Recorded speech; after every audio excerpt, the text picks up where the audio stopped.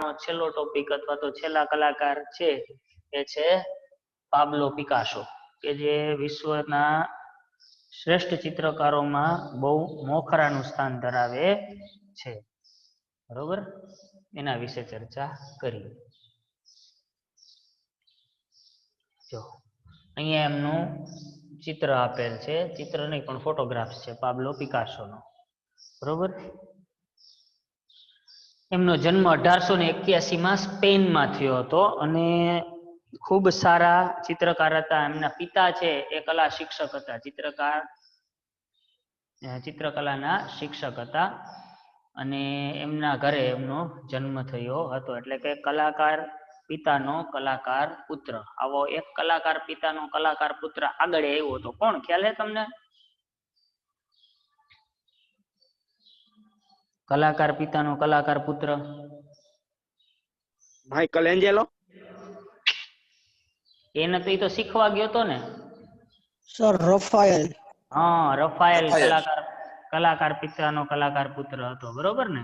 એવી રીતના આ પણ આમના પિતા છે એ ચિત્રના શિક્ષક હતા. આબેલિટી અને કલા જગતના જાદુગર ગણવામાં આવે છે. જો યાદ રાખજો, આ જે વાત છે ને કલા જગતના જાદુગર, એ યાદ રાખજો. આબેલિટી એટલે શું થાય ને એનું પ્રોપર મીનિંગ મારી પાસે અત્યારે નથી, હું કાલે તમને આપી દઈશ, અમારે જોવાનો રહી ગયો. બરોબર, આબેલિટી અને કલા જગતના જાદુગર તરીકે એમને ઓળખવામાં આવે છે. શું કરવા કલા જગતના જાદુગર તરીકે ઓળખવામાં આવે? તો કે એમના ચિત્રોની અંદર વિવિધતા અને ખાસિયતો એટલી બધી હતી, એટલી બધી છે કે એના હિસાબે એમને એટલા બધા નવા નવા પ્રયોગો કલાની અંદર કર્યા હતા કે એમને કલા જગતના જાદુગર તરીકે ઓળખવામાં આવે. ખરેખર જાદુગર છે એ પણ શું કરતા હોય? જુદા જુદા પ્રયોગો જ કરતા હોય. બરોબર, જાદુગરની પાસે કઈ એવી કોઈ વિદ્યા ન હોય જેથી કરીને આમ આકસ માકસ ફાકસ એમ કરે એટલે ઓલું થઈ જાય, પણ એની ટ્રીક હોય. એ ટ્રીક છે, હાથની ચાલાકી હોય, ક્યાંક આપણને ખબર ન પડે અને વસ્તુ આપણી નજરની સામે બદલી જતી હોય. એ બધી ટ્રીક અને ટેકનિક હોય, એના માટે થઈને એને જાદુગર કહીએ. એવી રીતના ચિત્રકલા જગતની અંદર પણ પાબ્લો પિકાસોએ ઘણી બધી એવી ટ્રિક્સ અને ટેકનિક અપનાવી છે, એટલા માટે થઈને એને કલા જગતના જાદુગર તરીકે ઓળખવામાં આવે છે. એક વાક્યમાં પૂછી શકાય એવો 100% પ્રશ્ન છે, યાદ રાખજો. જો તેમણે કુદરતને ભૂમિતિના આકારોમાં રૂપાંતરિત કરીને જોયા છે. આ જ વસ્તુ આપણે પોલ સેઝાની અંદર વાત કરી હતી કે એને જગતને ઘન સ્વરૂપે જોયું છે. બરોબર, એવી જ રીતના ત્યારે આવ્યું હતું. લાસ્ટ પોઈન્ટ એ હતો કે એમાંથી પ્રેરણા લઈને બ્રાક અને પિકાસોએ ક્યુબિઝમના ચિત્રો બનાવ્યા. તો સેમ વસ્તુ આની અંદર પણ જોવા મળે. હવે એને સમજીએ કઈ રીતના, તો કે આપણને એમ થાય ભૂમિતિના આકારોની રીતે કેમ? બરોબર, તો માનો કે કોઈ એક વૃક્ષ દોરવું છે તો હું આવી રીતના આમ વૃક્ષ દોરીશ. સિમ્પલી આપણે બધા આવી રીતના આમ વૃક્ષ દોરીએ, બરોબર ને? પણ પિકાસોએ શું કર્યું તો કે આને ઘન સ્વરૂપમાં બતાવ્યું. ઘન સ્વરૂપમાં એટલે એને વૃક્ષ દોર્યું હોય ને તો એ આવી રીતના આમ દોર્યું હોય, સપોઝ. બરોબર, સમજાણું? ઘનતા કોઈ પણ વસ્તુની અંદર છે ને એને ઘનતા દેખાડી, 3 ડાયમેન્શન દેખાડવાનો પ્રયાસ કર્યો. અને ભૂમિતિના આકારો મીન્સ કે કોઈ અનિયમિત કે અવર્ણનિત આકાર નહીં, પણ એને તમે કા ત્રિકોણ, કા ચોરસ, કા લંબચોરસ, કે ગોળ, કે ષટકોણ, કે અષ્ટકોણ, કે એમાં ખૂણાવાળા ટૂંકમાં એવા આકારો કહી શકો. ખૂણા દેખાતા હોય વધારે પડતા, બરોબર, એવા આકારોની અંદર એને રૂપાંતરિત કરીને જોયું. કેને? કુદરતને. કોઈને કોઈ બોક્સ બનાવવું હોય તો એ તો સમજાઈ ગયું આપણને કે ઘન સ્વરૂપમાં ઘન આકારમાં દેખાય, બને. પણ કુદરતના સ્વરૂપો છે, માણસ છે, માણસની આંખ છે, માણસનું નાક છે, બરોબર છે, કે કોઈ કુદરતી માનો કે ચિત્ર છે, સૂર્ય છે, કે વૃક્ષ છે, કે નદી છે, કે એ બધી વસ્તુ, કે કોઈ પક્ષી પ્રાણી છે, એ બધા એને કેવી રીતના કેવા ફોર્મમાં જોયા? તો કે ભૂમિતિના આકારોમાં રૂપાંતરિત કરી અને એને જોયા. મીન્સ કે એવી રીતના જોઈ અને એને એના કેનવાસની અંદર એને ચિત્રનું સ્વરૂપ આપ્યું. કોણે? તો કે પિકાસોએ. આગળ જોઈએ.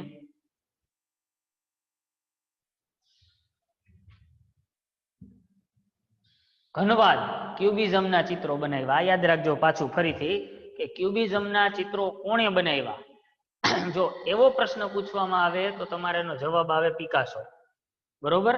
પણ એમ કે ક્યુબિઝમના પ્રણેતા કોણ હતા અથવા તો ક્યુબિઝમની શરૂઆત કોને કરી, તો એની અંદર આવશે પોલ સેઝા.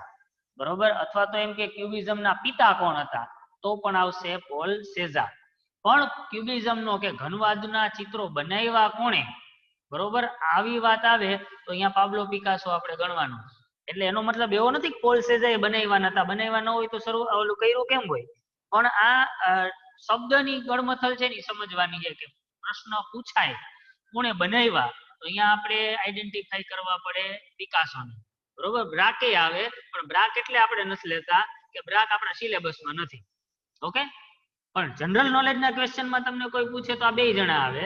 પણ જ્યારે આપણને ક્વેશ્ચન આવે કે એના ચિત્રો બનાવ્યા કોણે ત્યારે પિકાસો, પણ એની શરૂઆત અથવા તો એનો પાયો કોણે નાખ્યો અથવા તો એની ઉદ્ભવ કોણે કર્યો, તેની અંદર પોલ સેઝા. બરોબર. ચાલો આગળ વધીએ. કોલાજ પદ્ધતિની શોધ કરી. કોલાજ એટલે શું, કોઈને ખબર છે?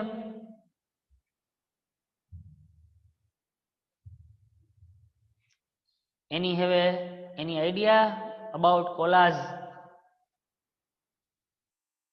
સર નાના નાના કલરના ટુકડા કરીને રંગ કરે એને કોલાજ કહેવાય. Very good. સરસ. ચાલો. નાના નાના કલરના ટુકડા કરી અને કરે એને કોલાજ કહેવાય.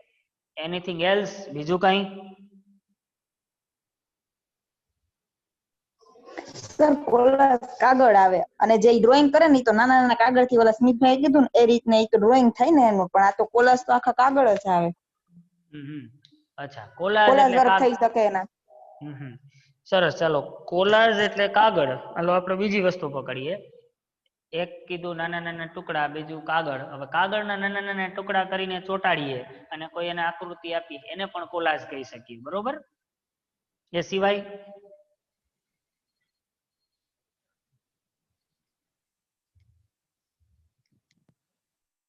ઓકે. ચાલો. કોલાજ એટલે શું થાય ખબર છે? કોઈ પણ વસ્તુ અથવા તો કોઈ પણ ચિત્રને જુદા જુદા ભાગોથી બનાવવામાં આવે અથવા તો જે જુદા જુદા ભાગો ભેગા કરી અને કોઈ એક આકૃતિ બનાવવામાં આવે એને કોલાજ કહેવાય. બરોબર. એટલે ખાસ કરીને કોલાજમાં તમને લોકોને કેવું વર્ક કરાવે તો કે કાગળના આવા ટુકડા કરી અને એના બાજુમાં ચોંટાડી અને એમાંથી છત્રી બને ને શું કહેવાય કેરી બનાવવાનું ને એવું તમારા લોકોને નાના હતા ત્યારે શીખવાડતા. કાગળના ટુકડા છાપાના કટકા ઝીણા ઝીણા કરવાના અને એને પછી ચોંટાડી અને એમાંથી એક આકૃતિ બનાવવાની. બરોબર. એટલે ખરેખર કોલાજમાં થાય શું કે નાના નાના ટુકડા ચોંટાડતા એની વચ્ચેની જે જગ્યાઓ આપણને મળે ને, આ બધી જગ્યાઓ વચ્ચે ગેપ રહી જાય. બરોબર. એનાથી એક સરસ ઇમ્પ્રેશન ઊભી થાય અને અનિશ્ચિતતા વાળું ચિત્ર છે એ તૈયાર થાય. એમાં કોઈ વસ્તુ નિશ્ચિત ન હોય. બરોબર. એટલે નાના નાના ચોસલા પડી અને જે ચિત્ર બને ને એને કોલાજ પદ્ધતિ કહેવાય. બરોબર. એટલે આ કોલાજ પદ્ધતિની શોધ છે ને એ આ પાબ્લો પિકાસોએ કરી હતી. હવે શોધમાં પાછા બેયને યાદ રાખવાના. જો એ કોઈ એમ કહે કે ક્યુબિઝમની શોધ કોણે કરી હતી તો આવશે પોલ સેઝા, પણ કોલાજ પદ્ધતિની શોધ કોણે કરી હતી તો આવશે પિકાસો. બરોબર. એટલે ખીચડી નો થઈ જાય, ખાસ ધ્યાન રાખજો. તો આવી નવી ટેકનિક, એક નવા ચિત્રકલાની પદ્ધતિની શોધ છે એ પિકાસોએ કરી હતી. એટલા માટે થઈને જ એને એક સરસ મજાનું નામ આપવામાં આવ્યું કે પ્રયોગશીલ કલાકાર. પ્રયોગશીલ રહીને નવીન સર્જનો કર્યા. કે ચીલાચાલુ એક કોઈ ઘરડ પકડી અને એની અંદર એને લાઈફ ટાઈમ કામ કર્યું નથી, પણ પોતાની જે સ્ટાઇલ છે એ બદલાતા રહ્યા. એટલા જ માટે તો એને કલા જગતના જાદુગર પણ કહેવામાં આવ્યા. બાકી ઘણા કલાકારોએ પોતાની એક સ્ટાઇલ જે અપનાવી હોય ને એ સ્ટાઇલ ઉપર જ ચિત્રો બનાવે. બરોબર. પછી એની અંદર કોઈ બહુ ઝાઝા ફેરફારો કરે નહીં. પણ આ કલાકારે શું કર્યું હતું કે એને પોતાના જે કઈ પણ ચિત્રો છે એમાં જુદી જુદી ટેકનિકો, જુદા જુદા પ્રયોગો કરતા રહ્યા અને એમાંથી નવીન સર્જનો કરતા રહ્યા. એટલા માટે ઇતિહાસના મહાન ચિત્રકારો અથવા તો સૌથી વધારે ફેમસ પેન્ટર્સ ની અંદર એમનું નામ આજે પણ લેવાય છે. તેમણે અનેક માધ્યમોમાં કામ કર્યું. અચ્છા, કોઈ ડિસ્ક્રાઇબ કરશો અનેક માધ્યમ એટલે શું?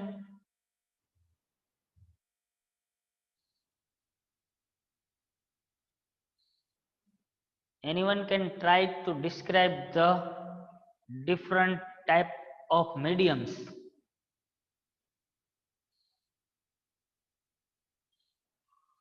No idea? જસ્ટ કોક ટ્રાય તો કરો, નાની મોટી ટ્રાય કરો, એમાં કઈ વાંધો નહીં. મેં શું પૂછ્યું એ તો સમજાઈ ગયું ને, કે અહીંયા એમ કીધું છે કે અનેક માધ્યમોમાં કામ કર્યું. તો અનેક માધ્યમો એટલે શું? તમારી ઈ જ ખાલી અનેક અનેક અનેક ક્ષેત્રો. અનેક ક્ષેત્રો. ઓકે, સરસ. બીજું? અનેક ક્ષેત્ર મતલબ સર એટલે આપણે ડ્રોઈંગ પછી શિલ્પમાં એ બધી અલગ અલગ રીતે. ઓકે, ચાલો. હજી કોઈ કંઈક ડિફરન્ટ, કંઈક બીજું વિચારો જોઈએ. હા નિર્મલ? અલગ અલગ વિષય ઉપર. અલગ અલગ વિષયો. ઓકે, સરસ. ચાલો પછી શ્રુતિ.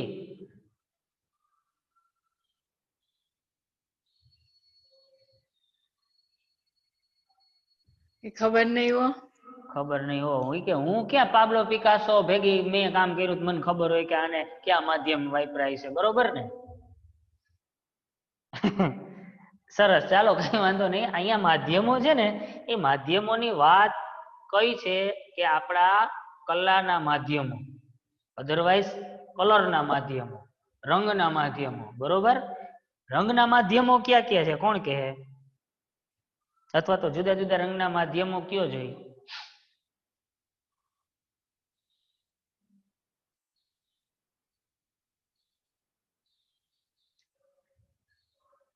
કોઈ પાસે આઈડિયો નથી? જાનવી?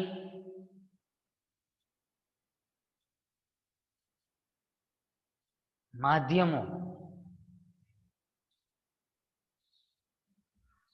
ગરમ રંગ, ઠંડા રંગ, એ બધાય. ઓકે, ગરમ રંગ, ઠંડા રંગ, એ છે ને રંગના શું થયા? પ્રકાર થયા, બરોબર ને? માધ્યમ.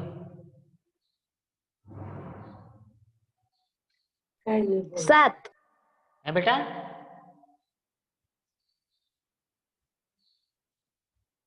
ઓકે, સરસ. ચાલો, નથી આઈડિયા આવતો, હવે હું તમને કહી દઉં. તમને એમ થાય પછી ઓ આની વાત કરતા હતા. હા, કોણ બોલ્યું તમને? મકવાણા?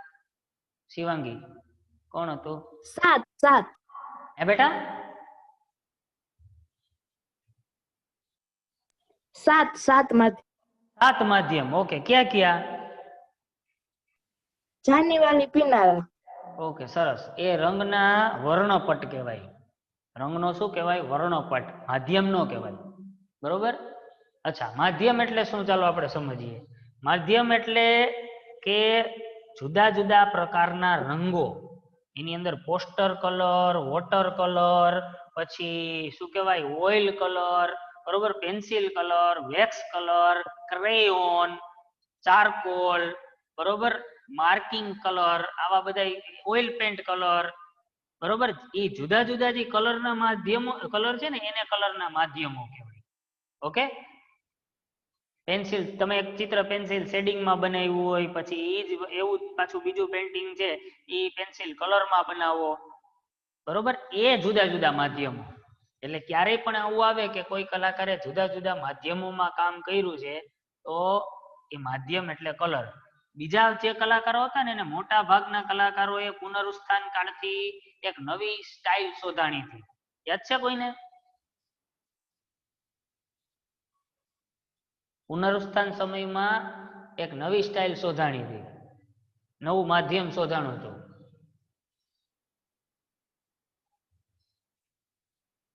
આવી ગયું. પુનરુત્થાન સમયની અંદર એક નવું માધ્યમ ચિત્રકલાની દુનિયામાં પુનરુત્થાન સમયની દેણ અથવા તો ભેટ ગણવામાં આવે.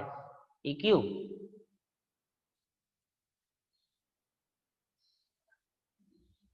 બોલો. શિયાળામાં બાષ્પીભવન થઈ જાય, મને તો ઈ થાય.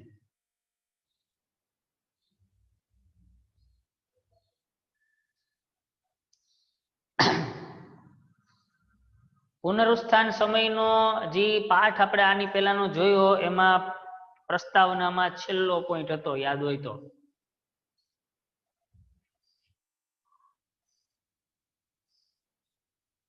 કોઈને ખબર નથી?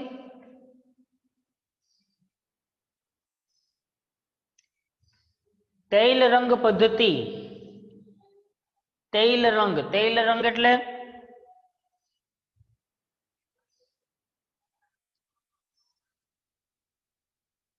તૈલ રંગ, oil painting. Oil colour. Yes, oil painting, oil colour. બરોબર. ઓઇલ કલર એટલે કહેવાનો મારો મિનિંગ ઈ છે કે આગળના જે કાંઈ પણ ચિત્રકારો છે ને એ બધાએ મેજોરિટી ઓફ ઓઇલ કલર ની અંદર કામ કર્યું છે. જ્યારે આ કલાકારે ટૂંકમાં પિકાસોએ બીજા પણ ઘણા બધા માધ્યમો છે એનાથી ચિત્રો બનાવ્યા છે. બરોબર. એટલે ક્યારેય કોઈ એમ કે આ કલાકારે ઘણા બધા મીડિયમ ની અંદર કે માધ્યમ ની અંદર કામ કર્યું તો એનો મતલબ એવો કે એને માત્ર ઓઇલ કલર કે ઓઇલ પેન્ટિંગ કે કેનવાસ નહીં પણ જુદા જુદા માધ્યમો, જુદા જુદા ફલક ની અંદર કેનવાસ હોઈ શકે, ગ્લાસ હોઈ શકે, કાગળ હોઈ શકે, દિવાલ હોઈ શકે. બરોબર. આ બધા જુદા જુદા ફલક અને જુદા જુદા માધ્યમો ઉપર કામ કરેલું હોય. આગળ આ એનું એક બહુ પ્રખ્યાત ચિત્ર છે જેનું નામ છે ગુર્નિકા. શું છે? ગુર્નિકા. અને એના માટે એ ખૂબ પ્રસિદ્ધિ પામ્યા હતા ગુર્નિકા માટે. ક્યારે થયું હતું? તો કે વિશ્વયુદ્ધથી સર્જાયેલ મનુષ્ય જીવનની અવદશા. જે વિશ્વયુદ્ધ થયું એ પછી આપણે બધાને ખબર છે કે યુદ્ધ કોઈ પણ પ્રકારનું યુદ્ધ હોય એ ક્યારેય સારું નથી. એનાથી હંમેશાને માટે માનવજાતને કોઈક ને કોઈક નુકસાની થાય. એ જીતેલો દેશ હોય તોય થાય અને હારેલો દેશ હોય તોય થાય. એટલે વિશ્વયુદ્ધ પછી ખાસ કરી અને હિરોશીમા અને નાગાસાકી ને આની ઉપર તો શું કહેવાય બોમ્બ, અણુબોમ્બ ફૂંકાણા હતા. પણ એ બીજા વિશ્વયુદ્ધ, પહેલા વિશ્વયુદ્ધની અંદર મિત્ર રાષ્ટ્ર અને ધરી રાષ્ટ્રો વચ્ચે ત્યારે યુદ્ધ થયું. બરોબર. ત્યારે સ્પેન છે એ એનું એક અંગ હતું અને એ સમયે યુદ્ધ પછી જે તારાજી સર્જાણી એના હિસાબે જે મનુષ્યની અવદશા થઈ, અવદશા, નિસહાયતા અને કરુણા, આ બધી બાબતો છે ને એને રજૂ કરતું આ ચિત્ર છે એ ગુર્નિકા એ બહુ પ્રખ્યાત બન્યું હતું. બરોબર.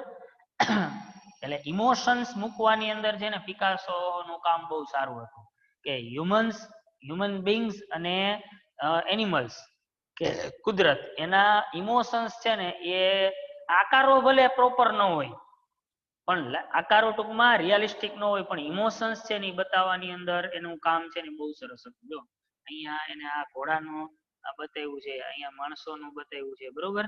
આ જો ઘોડો આક્રંદ કરતો હોય આપણને લાગે. એટલે આખા પિક્ચર ને એવી રીતના આખું ઓવરલેપિંગ કર્યું છે કે એમાં જુદા જુદા પાત્રોને જુદી જુદી રીતના જુદી જુદી જગ્યાએ it's a modern art, not a realistic art. Okay. એને સમજવા માટે આપણે શું કરવું પડે? મગજને થોડુંક વાપરવું પડે એવું ચિત્ર છે. એટલે શું કહેવા માંગે છે એ આપણે આખી વસ્તુની ખબર પડે. ઓકે. એટલે ગુર્નિકા એનું ખૂબ જ પ્રખ્યાત ચિત્ર, ખૂબ જ નોંધપાત્ર ચિત્ર ગણવામાં આવે છે. 1973માં 91 વર્ષની વયે નિધન થયું. વિચાર કરો, સૌથી વધારે કદાચ લાંબુ જીવન જીવવા વાળા કલાકાર હશે. 91 વર્ષ સુધી એમને ચિત્રકામ કર્યું. ત્યારે તેઓ ઇતિહાસમાં સૌથી સુપ્રસિદ્ધ અને સફળ ચિત્રકારોમાંના એક હતા. એની હરોળના બધા ચિત્રકારો કે ઇતિહાસમાં આજે પણ પિકાસોના ચિત્રો છે એ ખૂબ જ પ્રસિદ્ધ છે અને બહુ પ્રસિદ્ધિ પામ્યા. અને આ એક જ કલાકાર એવો હતો કે જેને પોતાના જીવન દરમિયાન કીર્તિએ મળી અને પૈસા પણ મળ્યા. કે નામનાય મળી, પ્રસિદ્ધિએ મળી અને ખૂબ પ્રમાણમાં પૈસા મળ્યા. આજે પણ લાખો કરોડોની કિંમતમાં પિકાસોના પેન્ટિંગ્સ છે એ વેચાય છે. હવે થોડાક પિકાસોના પેન્ટિંગ્સનું કલેક્શન છે એ મેં કર્યું છે, તમને બતાવું.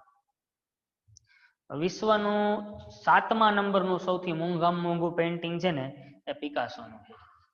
બરોબર. પેલું છે મોનાલિસા, બીજું એક બીજા કલાકારનું છે અને ત્રીજું છે ને ઈ આપણા પોલ સેઝાભાઈ આગળ હમણાં ભણ્યા ને એનું કાર્ડ પ્લેયર્સ, પોલ સેઝાનું કાર્ડ પ્લેયર્સ છે ને એ ત્રીજું પેન્ટિંગ સૌથી પ્રખ્યાત.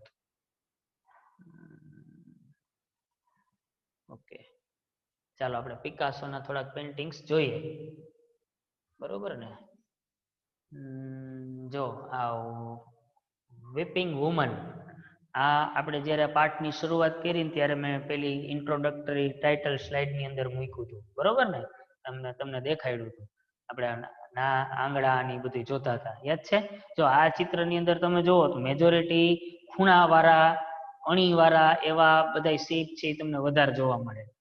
રેડી? આ પિકાસોનું ચિત્ર છે. દેખાય છે કે નથી દેખાતું?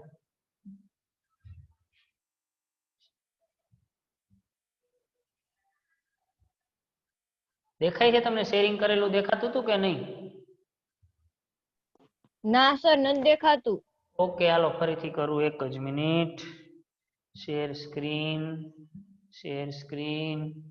ઓકે, પાછું. હાલો, હવે દેખાણું ને? હા આપણે આ ટાઇટલ સ્લાઇડમાં હતું એ ચિત્ર, બરોબર? પછી આ ચિત્ર છે ને ગર્લ બિફોર અ મિરર, એટલે કે પાછળની સાઈડમાં જો અહીંયા છે ને અરીસા જેવું છે ઇમ્પ્રેશન, બરોબર? અહીંયા અરીસો છે અને એક ગર્લ છે એ અરીસામાં જોતી હોય એવું આ ચિત્ર છે. આપણને એમ થાય કે આવા પિકાસોના ચિત્ર હોય ને કરોડો લાખો રૂપિયામાં વેચે, તેના કરતા સારામાં સારા આપણે બનાવી શકીએ. પણ આની પાછળનું જે થિંકિંગ, જે લોજિક, જે અમુક વસ્તુ છે ને એના હિસાબે એ પ્રખ્યાત થાય છે, બરોબર? એટલે તમારે કોઈને જો આવા ચિત્ર બનાવવા હોય અને લાઈફમાં આગળ વધવું હોય તો આપણી પાસે પણ શું કહેવાય સ્કોપ છે કે આવા મોડર્ન આર્ટ, ખરેખર તો મોડર્ન આર્ટ એવી વસ્તુ છે કે કોઈને સમજાતી જ નથી, એટલે જ વધારે પડતી પોપ્યુલર થઈ, બરોબર? એટલે આ થયું બીજું ચિત્ર. હવે એના પછી જોઈએ, અચ્છા, આ છે ગર્લ વિથ મેન્ડોલિયન. ગર્લ વિથ મેન્ડોલિયન એટલે કે આ એક સ્ત્રીનું ચિત્ર છે. આ મોનોક્રોમમાં બનાવેલું છે, જો છે ને, આખે આખું મોનોક્રોમમાં છે, એક રંગી રંગપૂર્ણીની અંદર, બરોબર? અને અહીંયા મેન્ડોલિયન એટલે શું? તો કે મેન્ડોલિયન છે એ એક પ્રકારનું વાદ્ય છે, ગિટાર ટાઈપનું વાદ્ય હોય એવું, બરોબર? પણ એ છે ને શું કહેવાય, આપણું ઇન્ડિયન વાદ્ય નથી, એ વેસ્ટર્ન વાદ્ય છે, બરોબર? આવી રીતનું હોય મેન્ડોલિયન. તમે લોકો આના શેપ અહીંયા થોડા ઘણા જુદા હોય. માનો કે એક ઓલું પિક્ચર છે હમ આપકે કોનમાં, લગભગ હમ આપકે કોનમાં કેમ આવે છે, આલું એમ વગાડતો ઓલો આવતો હોય, ઈ મેન્ડોલિયન. સીડી ઉતરતો એવું કંઈક, મને પ્રોપર યાદ નથી, એક પિક્ચરમાં છે, આ 2-3 માંથી છે, સુપરહિટ મૂવી હતું, તો ઈ મેન્ડોલિયન છે, બરોબર? હા, દિલ વાલે દુલ્હનિયા લે જાયેંગે એની અંદર એ શરૂઆતમાં ઓલું ગીત આવે ને એમાં જે વગાડે એ મેન્ડોલિયન હોય, શાહરૂખ ખાન. ચાલો, એટલે આ એક બીજું પિક્ચર થયું એનું, ગર્લ વિથ મેન્ડોલિયન. પછી આ રિયાલિસ્ટિક આર્ટ છે, બરોબર? ઈસુ છે એ લાવિયા એટલે ઈસુના પાસે કોઈ લેડી છે એ કઈક આર્તનાદ કરતી હોય અને ઈસુ છે એમને ઉપદેશ આપતા હોય અથવા તો કઈક સમજાવે છે, એવું આખું આ પિક્ચર છે. આ રિયાલિસ્ટિક વર્ક છે. જો એને ટોટલી બધા માધ્યમોમાં કામ કર્યું અને જુદા જુદા પ્રકારે કામ કર્યું છે.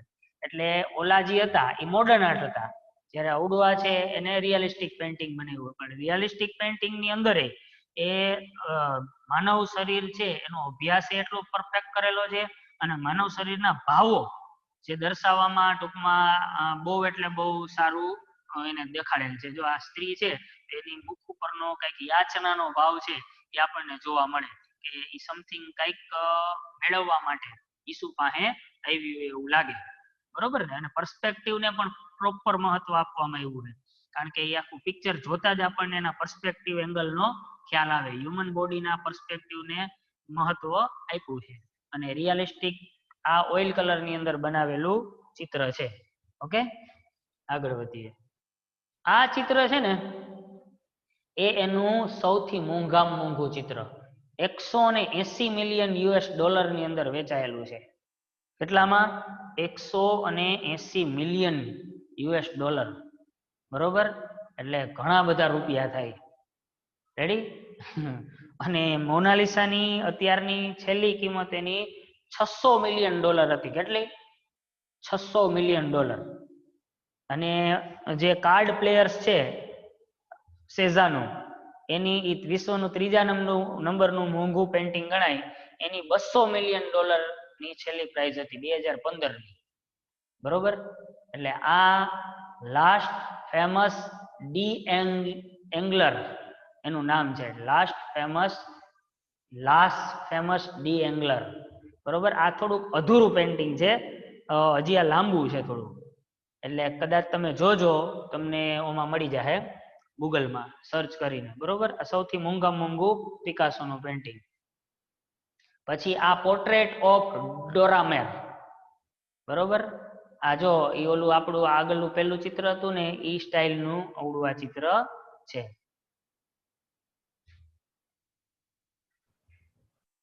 અને આ ચિત્ર છે ધ ઓલ્ડ ગિટારિસ્ટ, એટલે કે એક વૃદ્ધ માણસ છે એ ગિટાર વગાડતો હોય એવું. આ મોડર્ન પ્લસ રિયાલિસ્ટિક વર્ક છે, આની અંદર બે ભેગું છે.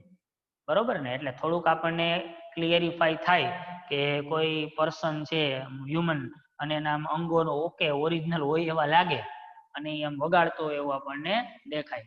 એટલે ધ ઓલ્ડ ગિટારિસ્ટ આ પણ એમનું એક પ્રખ્યાત ચિત્ર છે. ઓકે, તો આ બધા પિકાસોના ઘણા બધા પ્રખ્યાત ચિત્રો. પિકાસોએ તો લોટ ઓફ પિક્ચર્સ બનાવ્યા છે, એટલે તમે લોકો નેટ ઉપર સર્ચ કરીને જોજો.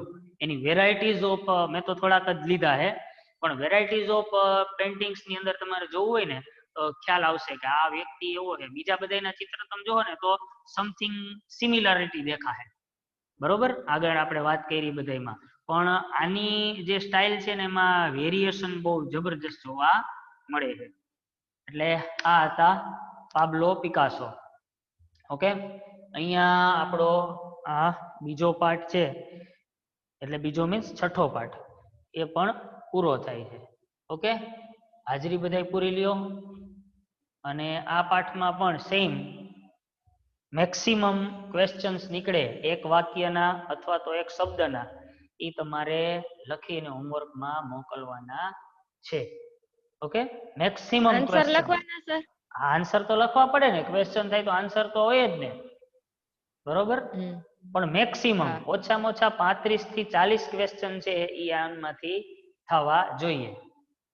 બરોબર? કારણ કે આ પાઠમાંથી તમારે બોર્ડની અંદર 3 ક્વેશ્ચન આવશે. અને બીજું હજી ક્લિયર કરી દઉં તમને કે બાકી બધાય સબ્જેક્ટની અંદર 30% કોર્સ કાપવાનો આવ્યો છે. બરોબર? તમને કદાચ ગોલ સાહેબે એની પીડીએફ મોકલી હશે, અધરવાઇઝ તમને બીજા ટીચર્સે કીધું પણ હશે કે આવડા પ્રકરણ છે એ કદાચ આપણા કોર્સમાંથી નીકળી ગયા છે, એટલે આ વર્ષ પૂરતા. પણ આપણે ડ્રોઈંગ ની અંદર એવો કોઈ પરિપત્ર નથી આવ્યો કે એવો કોઈ કોર્સ કટિંગ આવ્યું નથી. 100% 30 માર્કની થિયરી જે છે એ ભણવાની જ છે.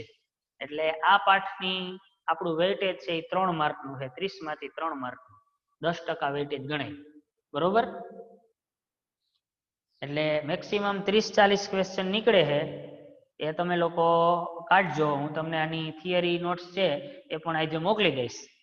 બરોબર? પણ એક વસ્તુ કે એમાં ક્વેશ્ચન નહીં હોય નીચે, બાકી બધામાં મેં આગળ ક્વેશ્ચન તમને આપ્યા હતા, આમાં નહીં હોય. એટલે ક્વેશ્ચન બેંક તમારે તમારી બનાવવાની રહેશે.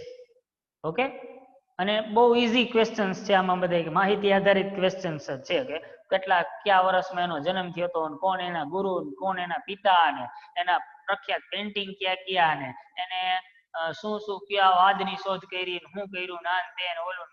બરોબર? આવી જ બધી વસ્તુઓ છે એની અંદર આવશે. રેડી? એટલે અહીંયા આપણે આપણો છઠ્ઠો પાઠ પૂરો. હવે કોર્સની અંદર થિયરીમાં માત્ર એક ચોથો પાઠ જ બાકી છે. બરોબર? એ આપણે આવતા અઠવાડિયે, એટલે અઠવાડિયે મીન્સ આવતા પીરિયડ થી સ્ટાર્ટ કરશું. એનું વેઇટેજ એમાંથી 2 માર્કના પ્રશ્ન નીકળે. બરોબર? અને એની અંદર પણ આપણે આર્ટિસ્ટો, કલાકારો જ ભણવાના છે, પણ એ કલાકારો બધા આપણા ઇન્ડિયન કલાકાર છે. ઓકે, એટલે એ આવતા પીરિયડ થી આપણે સ્ટાર્ટ કરશું. બાકી આ 2 પાઠની અંદર કોઈને કાંઈ ન સમજાણું હોય, કાંઈ પૂછવું હોય તો કયો.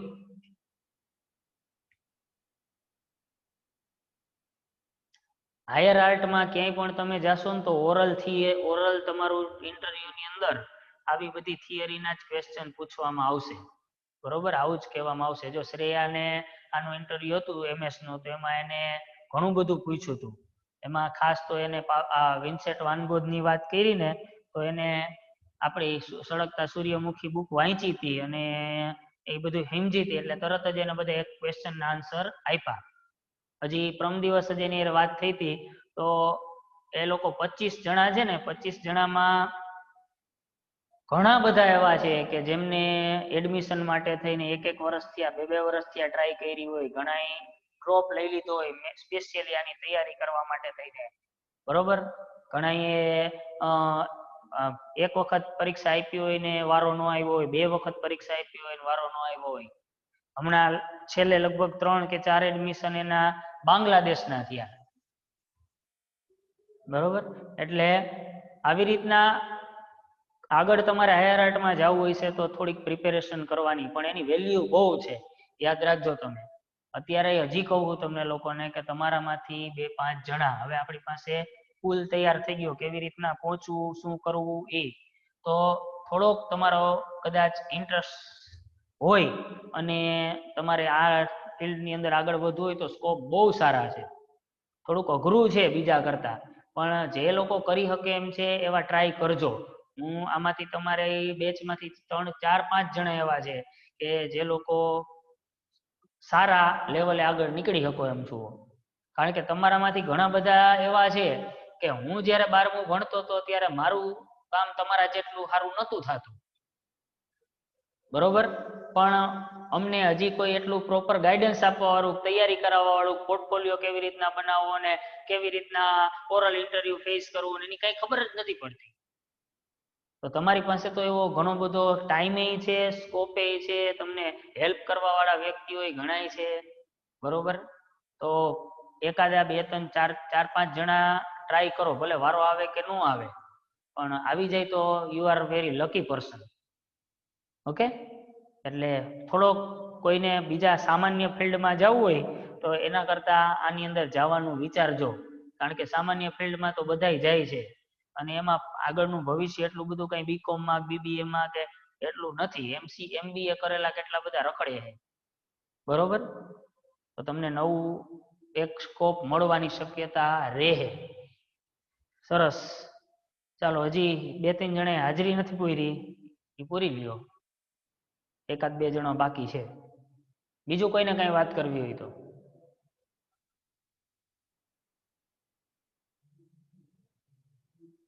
બીજું કોઈને કઈ પૂછવું હોય તો? ઓકે, સારું, તો મળ્યા પરમ દિવસે. બરોબર ને? બાય, આવજો બધાય.